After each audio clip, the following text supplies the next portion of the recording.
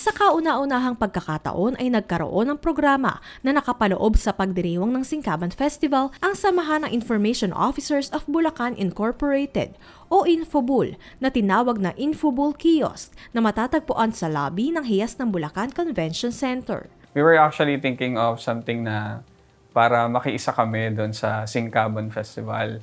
So that's the main reason kung bakit na buo yung idea ng Info Kiosk. Isa sa mga layunin din is of course to promote yung iba-ibang mga programs, projects, and activities ng iba-ibang LGU and also the provincial government of Bulacan. Tampok dito ang mayamang sining, kultura, kasaysayan, turismo at best practices ng mga bayan at lungsod ng Bulacan na matutunghayan sa pamamagitan ng film showing, pamamahagi ng mga IEC materials at trivia na may iba't ibang papremyo.